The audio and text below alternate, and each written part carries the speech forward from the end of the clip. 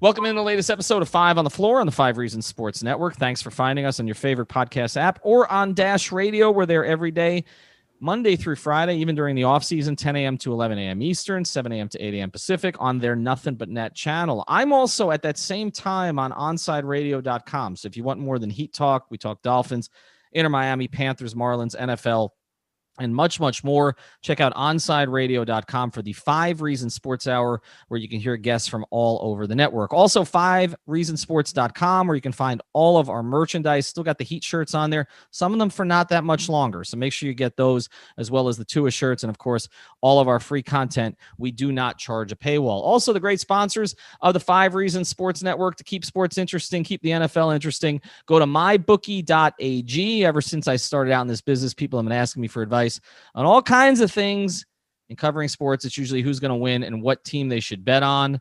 I just had a 3-0 weekend betting over at mybookie.ag. Took the Steelers money line, paired it with the Dolphins on the money line, and paired it with the Eagles on the money line, and ended up winning. So you should go to mybookie.ag, because I'm not that big on football betting, and I still did okay. So give it a shot. MyBookie offers action on everything from championship futures to NFL in-game live betting. So make sure you're covered every step of the way. If you sign up at MyBookie today, when you do, use the promo code 5 on the floor. That's 5 on the floor, all spelled out, to claim a halfway match on your deposit. If you put on $200, they'll spot you another $100 to play with. It's a bonus designed to give you a little help and a head start on your winning season. That's the promo code 5 on the floor, so you can claim your bonus when you make your deposit. Again, not just the NFL, but there are UFC cards going on right now. We're sort of past the presidential prop bets, but make sure you check out everything else that's on there. They got some cool stuff. So go to mybookie.ag with the code 5 on the floor. And now, today's episode. 1, 2, 3, 4, 5 on the floor. Welcome to 5 on the Floor, a daily show on the Miami Heat and the NBA, featuring Ethan Skolnick with Alphonse Sidney, Alex Toledo, and Greg Sylvander. Part of the 5 Reasons Sports Network. All right, Ethan Skolnick back on 5 on the floor. Here's today's floor plan. We're going to talk about sort of a bigger picture topic today. If you want the De'Aaron Fox episode, we got into the prospects of maybe Sacramento dealing him and what the Heat might have to give up for him. You can check that out. I did that with Greg and Alex. Alf and I today, though, are going to talk about the very, very real prospect that there's going to be another NBA season, and maybe an entire NBA season this time, without fans. And I don't really get the sense, Alf, that most fans have wrapped their heads around this. I think there was a perception that there would be one bubble, and then that would be it. And then, when I was up in the bubble, talking to people around the Heat and around the NBA, they were talking about maybe there'd be multiple bubbles coming up this season. Now it appears that may not be the case. They still haven't really totally decided. There's some debate about whether they would start in December, right before Christmas, so that they can benefit from the Christmas holiday, which is one of their biggest days typically, whether they wait for MLK Day. They've kind of thrown out the possibility now. It's not going to happen about waiting till March for fans, because it's not clear they'd even be able to get fans in there. What do you think it would be like to have another season? We just got through a bubble. People were interested because they needed a diversion, right? But if they're starting another NBA season and the fans can participate on television but not in person, we've even seen NFL fans, their summer going. If the NBA doesn't have fans, what is that going to be like, and what does that do to the sport? I don't know, because the bubble was like an extension of the playoffs. So there were stakes like every single night. There were teams trying to play their way in. It wasn't the humdrum of a normal regular season. So despite the antiseptic environment, I feel like Lebitard when I say antiseptic, but outside of the antiseptic environment, there were stakes to everything, right? Playoff positioning, even when it wasn't, about home court advantage, it was about who you're going to face in the playoffs, right? The Heat were trying to get to that 3 seed to get this, to avoid the Sixers, when honestly they should have never been trying to avoid the Sixers. Everything kind of just played out perfectly, but there were a lot of stakes to those bubble games that we were watching at 1:00 in the afternoon. Now you get down to the doldrums of a regular NBA season with no fans. And let's say it's not in a bubble. Let's say they're just playing at American Airlines Arena in an empty arena. I mean, I'm going to watch. You're going to watch. Maybe they let media there. Maybe we can cover the games. maybe there's somehow they set up a monitor in the media room and we socially distant and do Zoom, right in the arena. I don't know how they're going to do it, but if there's no fans, I just don't know about what is going to be the quality of the games when it's not in such a controlled environment like the NBA bubble in Orlando. Like that was just like, that was like a cool thing to see. A regular season, like Kings Knicks, right? Timberwolves. Well, actually, it's better not for the fans not to have to watch. Yeah, I mean, but like, what kind of ratings are you going to get for that? Like, Timberwolves Right. games, like Timberwolves Bulls, like who's watching that? Like, so, I don't know if the success of the bubble is a season long kind of thing. I'm really interested to see how they do it. If they start at Christmas, I think that's way too early.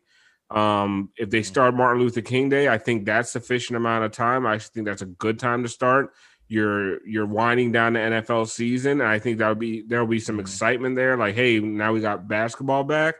But yeah, I don't know. Like you said, I don't think fans have wrapped their heads around what it's going to be like hearing sneakers and dribbling balls when the Heat are facing the Hawks on a Wednesday night. I don't know if people realize it's not going to be the excitement of the bubble. Well, one of the great things about the bubble you mentioned is they took the 8 bad teams out, right? So it's not just that there were stakes, but you didn't have to watch bad basketball.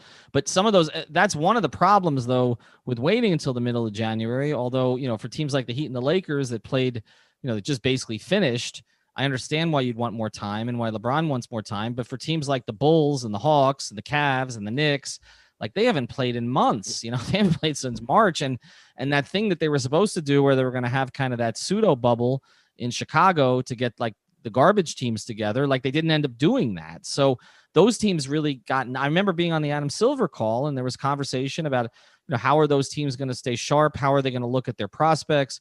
How are they going to give their guys playing time? And none of it ever happened. And so I do think that there's going to be a push from those teams to get back on the court. And there is going to be a big push from the NBA because the Christmas day is worth like $1 billion to them and they need the money. And so I just think that, if they're not going to have fans in the stands anyway, it's going to be like, okay, we're going to start sooner. They may tell the Heat and the Lakers, okay, you can start a week later. But of course, they're going to want the Heat and the Lakers, particularly the Lakers, on Christmas Day, right? So they're going to have to start then. I think the other thing about it that's going to be a little weird is that a big part of this is that, you had the bubble and you didn't have fans there, right? But you kind of didn't expect to have fans. You had the virtual fans. Now it's the question of if you're going to send somebody to a 20,000, like playing in an empty American Airlines Arena is not going to look the same or feel the same as playing in that virtually empty building in Orlando that I went up to, okay, where the place is so small anyway that it didn't feel ridiculous, okay? And then you could put the virtual fans in. But like in AAA, like it's going to look ridiculous. And it's going to look cavernous and empty. Cavernous, right. And as good as the NBA is with that stuff, and they'll partner with Microsoft or whatever again, and they'll try to make it cool, but it's not going to feel the same. And then there's the other part of this that's like, okay, so you're not going to have fans because you're trying to be COVID safe, but you're going to send players around the country to play in empty buildings, like on planes. And that's the other part of this that I know baseball did it, but we saw the problems baseball had. Yeah. I don't know that it's workable. The NFL's had some problems, but again, the NFL doesn't travel to the extent of the NBA. I know another of the conversations is possibly clustering the game. So in other words, if the Hawks play the Heat typically 4 times, right? Because it's Southeast Division. So if they might be 3 times because the schedule might be shorter, but it's 4 times. You basically have the Hawks play 2 in Miami, right? So that you cut down on the travel. And then when Miami goes to Atlanta, they play 2. But what is even the point? Like, I mean, it's not like if the team has a home court advantage, they have a home bed advantage, I guess, but not all of this is going to make it strange. And I'm kind of with you that this is the real risk. That the bubble felt new, right? It felt unique. It felt pressure packed every day, right? All these teams in the same place, teams trying to impress other teams. It felt like a big tournament from the very beginning. Yeah. This is not going to feel like that at all. No, it's not going to feel. It's going to feel like a forced NBA season. and it's not going to be. I don't think it's going to be aesthetically pleasing. We already know it's tough to get excitement in the beginning. You know, the early days, the early months of an NBA season. It's tough to really build up excitement for a game against the Hornets. This is going to be even worse. So I'm almost hoping they don't use the regular arenas. I'm hoping they use smaller venues. And then part of the thing that we found out with COVID, right? We're looking at, I'm not trying to be, Dr. Fauci right now, but we see cases spiking everywhere. Like we're in, I love how people call it like the second or third phase, like the first phase ever ended. But right. we're in a phase right now, like it's worse than ever. So there is no, we'll cut down on travel and it'll be safer. As long as you're traveling, it's unsafe. As long as you're not in a bubble, it's not safe. You're going to get positive tests. And are you going to be the NFL and Major League Baseball where you just accept the positive test and keep pushing forward? But the difference is there's 25 guys on a Major League Baseball team. There's 50-something guys on an NFL roster with practice squads. What do you do when 4 guys on a 15-man NBA roster get sick? Right. No, it's problematic. There's no question. It's the NBA is specifically susceptible to an outbreak of COVID on a team. I would find it very hard to believe that if an assistant coach gets sick, that thing doesn't spread like wildfire throughout a locker room. And you go down 3, 4, 5, 6 players. Remember when the Marlins had like 8 guys out? Yeah. They had a 25-man roster. Made the playoffs somehow. No, it was crazy. And somehow they made the playoffs. But you're right. I mean, there is this risk, and there's also this risk of, Adam Silver has built now this sterling reputation for basically being the one leader in this country who figured out a way to deal with COVID and still progress his own business and salvage something. But he doesn't want to be the guy who's out there being the Rob Manfred, who has one of the Dodger players, just totally violates protocol and runs out on the field without, takes a picture without a mask after he tests positive and is pulled out of the game in the 7th inning of the last game of the World Series. Like Adam Silver's not that idiot, right? Like he's not Manfred. He's not, to a certain extent, he's not Goodell. He's not going to want to make those kind of mistakes. And I do wonder, like, to me, this idea of going around to different buildings is a halfway measure that I don't really know why the NBA would take it. It makes more sense to me to try to convince the Players Association to do the bubble thing again, and to do what they discussed and I'd heard was going out there, which is this 20 game, have a bubble in Orlando with 10 teams, have a bubble in Chicago with 10 teams, have a bubble in Las Vegas with 10, maybe not the best place for it, but that's what I heard they were talking about, for 10 teams. Okay, play in these smaller venues, and you play for a month, and then you go home for 2 weeks, okay, or whatever, to your families, and you disappear and you come back. I know it's not ideal to do that and to have those breaks and to play a 60-game season and have people without their families, but at least it's somewhat controllable. Like this feels to me like opening it up to what MLB did, and I don't know what the advantage is if you can't get fans in there anyway. Like if you can't come up with a plan to get 5,000 people in the building, okay, which is basically roughly, because the NFL is basically doing what I think they had 13 for the Dolphin game I was at on Sunday, and the place looked totally empty, right? Yeah, it looked like Dolphin games used to look, right? It looked like a Canes game. They had like 13,000 people there, which is roughly 20% capacity. I mean, so NBA Arena would be 4,000. Yeah, and Ethan, the thing is, the players aren't going to get COVID from the fans, right? Like that's not where they're going to get. They're going to get COVID from each other, and from when they go home and they see their families and come back. I love the idea of like 3 separate bubbles, but you can understand why the players are like, I'm not going to get sequestered again for 2 months. I'm not on a jury in a murder trial. Like, I'm tired of, the guys who went through, I mean, the Heat and Lakers players and the Celtics guys and the Jazz guys, and the Nuggets guys are probably sick of this whole bubble thing.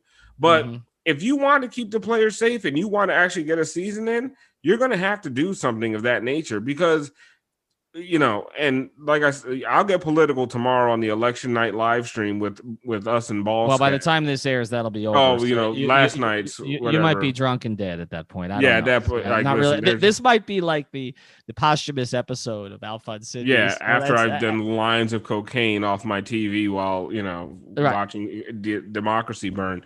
Right. But it's with the way COVID's going, it's not going away by March. So you have to make the sacrifices if you want to have another season.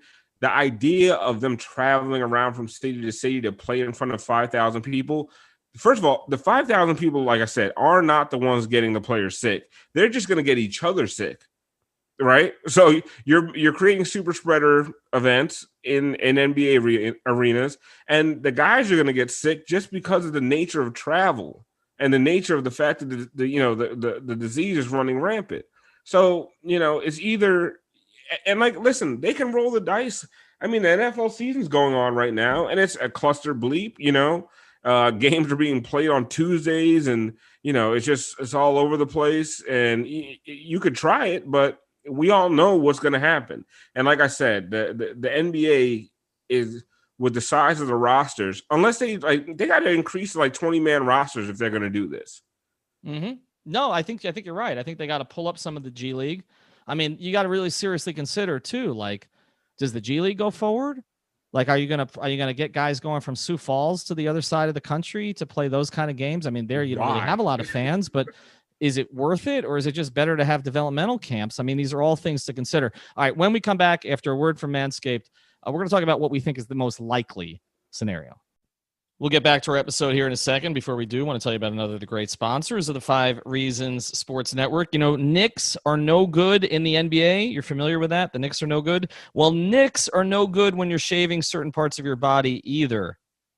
So that's why Manscaped has redesigned the electric trimmer. The Manscaped engineering team spent 18 months perfecting the greatest ball hair trimmer ever created. I never thought I would actually say that on a podcast. And just released the new and improved Lawnmower 3.0. Their third-generation trimmer features a cutting-edge ceramic blade to reduce grooming accidents thanks to advanced skin-safe technology pioneered by Manscaped. When I tell you this is premium, I mean premium. The battery will last up to 90 minutes, so you can take a longer shave. The waterproof technology allows you to groom in the shower. One of the coolest features is the LED light, which illuminates grooming areas for a closer and more precise trimming. And let's not forget about the charging stand. Show your mower off loud and proud, because this intelligently designed stand is a convenient charging dock powered by USB. If you're listening to me speak right now, I want you to experience it firsthand for yourself.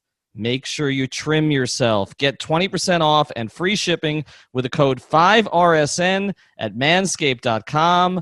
And now this is where I end my career. Your balls will thank you. And now, back to the episode. All right, Ethan Skolnick back on 5 on the floor. So what do we think actually happens, Alf? I don't know, because, if in a sane world, the idea of the 3 different bubbles that they were talking about before, with 2-week breaks and 20 games, and treating these things like series, and keeping it to small groups of teams, makes the absolute most sense, right?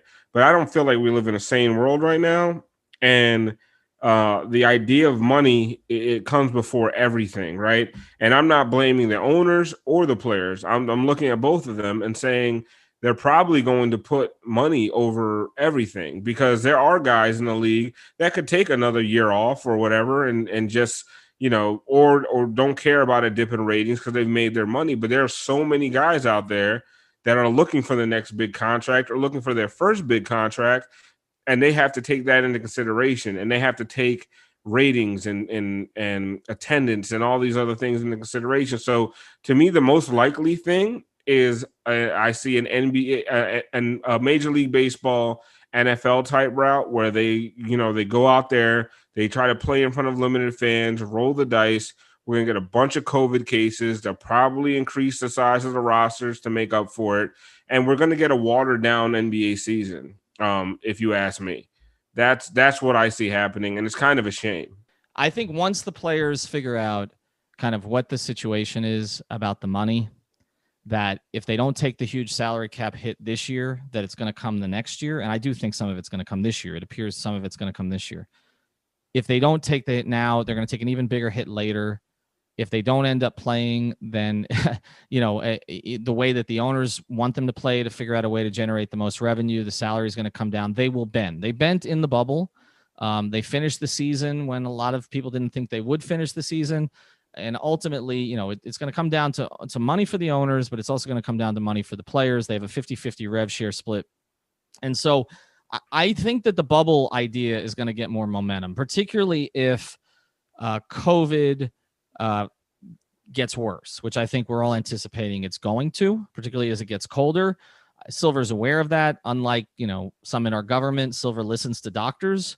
And I just think that the scenario is going to basically be the players, look, we know you don't want to do this. Let's make it as palatable as possible. We're going to give you some breaks, okay? We're going to trust you to stay in shape and everything. You're going to play these 20-game pockets. We're going to just try to get through this thing. We're not even going to worry about the fans, but you're going to need to commit to a bubble because we can't risk sending you around the country to play in empty buildings and potentially get COVID where players are going to be out, okay, and we're not going to have a representative season, and we may have to stop the thing in the middle. So at least with the bubble, he knows he can finish, right?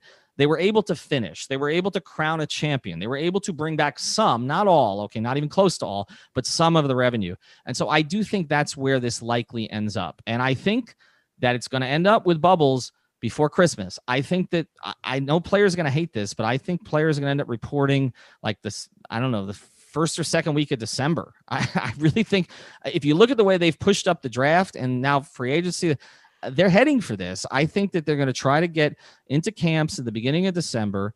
And then from there, they will try to, they'll try to start the season in these bubbles on December 23rd and basically make it a made for TV audience and just go about it that way. And the people I really feel sorry for, Alf, and we don't talk about them enough. We don't really have enough time to do it as we should here, is the arena workers. We talked about it when the league shut down, but I mean, there is a whole economy based around these arenas, inside the arenas and around the arenas. Now, American Airlines Arena is a little bit unique in this sense because Bayside is basically a tourist trap, right? There's not a ton right around the arena. But some of these arenas, man, like, I'm not a fan of Cleveland, but those bars around, Quicken Loans, like, there's a lot of buildings. I mean, United Center's in the middle of nowhere, but Milwaukee, the arena's downtown. Philly, Indiana. I mean, Indiana, like, it's not, I used to be called Conseco. I always get confused what it's called now, but like that building is right in the heart. I mean, Indianapolis is not that big, but everything you want to do in Indianapolis is within 3 blocks of that building. And I feel bad for those people. I know the NBA cares about those people. They want to try to take care, but you just can't do it. You just can't. And it's not worth doing it to get 5,000 people in there. It's just not. And it's different at a football stadium, which most of those are outside the city, like, again, like Miami Gardens, where you just go out there and they can contain that situation and you can let 13,000 people in and the place still looks empty. Alf, when I parked at the game on Sunday, literally there was no one on the grass near me. I mean, it was just I saw your pictures. It was eerie. It was eerie for Tua's debut, right? But for an NBA arena, they tend to be in condensed places with a lot of traffic. It's just, I don't think you can do it. And I hate to say it, but I think you're looking at another year without fans. I think we're not looking, you're looking at basically back in October 2021 when things will get back to normal. So sorry to depress you. Again, if things didn't go a certain way in the election, this is Alf speaking from the grave.